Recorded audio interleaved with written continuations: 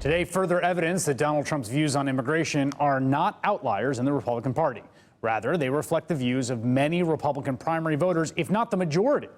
A new poll out from CNN found that 63% of Republicans favored stopping the flow of illegal immigrants into the U.S. and deporting those already here. Another more specifically worded poll found that 46% of likely Republican primary voters in Iowa want illegal immigrants to be required to leave. Another poll conducted last month found that 43% of Republicans felt that undocumented immigrants should not be allowed to stay legally. That is, just so we're clear, mass deportation. And keep in mind, this isn't just primary voters. Time after time, House Republicans have voted in favor of mass deportation by targeting a series of programs which provide status to immigrants brought to the country as children. So for a party that needs to win over 40% of the Latino vote in 2016, according to an analysis done by the group Latino Decisions, it falls to Jeb Bush to be the one to bridge the seemingly unbridgeable gap through sheer force of personal experience. Today, Bush, who's married to a woman born in Mexico, whose children are Mexican-American, sat down to speak with MSNBC's own Jose Diaz-Balart in Spanish for an interview that aired on Telemundo to make his case. There, he distanced himself from Donald Trump's most inflammatory statements. Hurt hearing a person speaking in such a vulgar fashion. This makes it more difficult, that is to say, the solving of this problem, when we get politicians that talk like that. We cannot progress. We should say, this is the plan to do it, to solve it, not just saying, I'm on your side. That's what Trump does. He says that you're offending millions of people that are here legally. It is senseless. In a political term, it's bad. And in regards to creating an environment where problems can be solved, is worse. After that interview, Jose Diaz-Balart told me what he thought about the experience of sitting down for a conversation with Jeb Bush entirely in Spanish. It was really unusual to sit down for 30 minutes with a candidate for the presidency and carry out an interview completely in Spanish. No, ground rules, no information of what kind of questions I was going to be asking. And the entire thing was in Spanish. And he knows that, people are going to look at this and translate it and see what he has to say.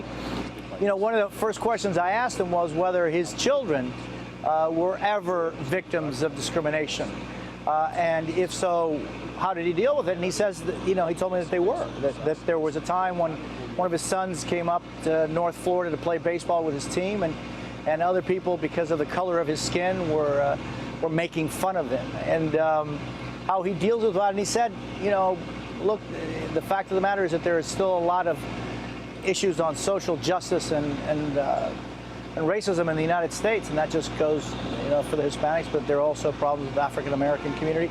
So I don't know that he was thinking of primaries in this kind of interview. One of the ways that I see Bush particularly negotiating this is he has a particular comparative advantage. He speaks fluent Spanish. He has a family that is Latino.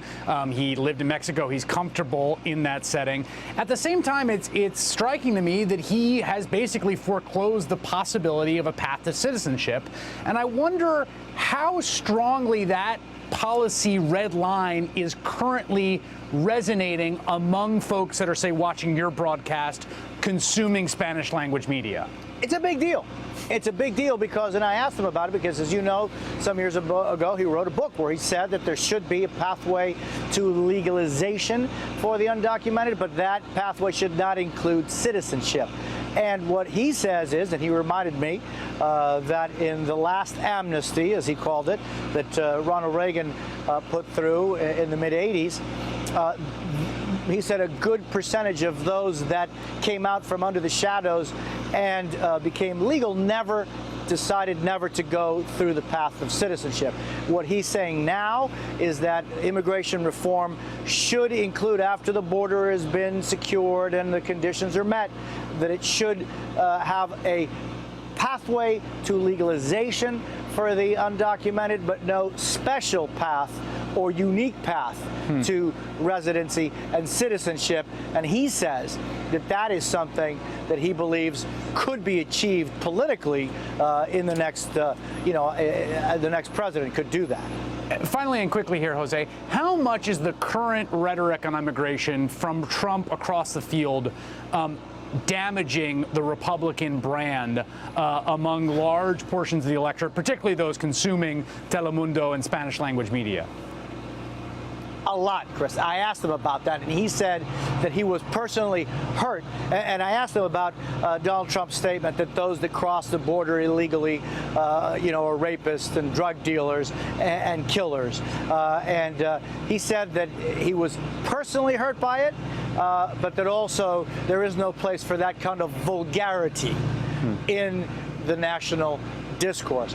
I think that he is very aware of the fact that when Donald Trump said that, and then in his subsequent visit, for example, to the border in Texas, between Texas and Mexico, and that issue and the way he presents the issue is something that the Spanish language audience in the United States, that the Latino community is seeing and paying very close attention to, because even those that are here legally know someone who does not have their documents, a cousin, a son, a daughter, a father, a mother, a friend, and there but for the grace of God go I. And this is an instance, Chris, where words matter, where how you say things matter, and it is no doubt having an impact on how people perceive the Republican Party when you have Donald Trump repeating those statements over and over again. Jose Diaz-Balart, thank you so much.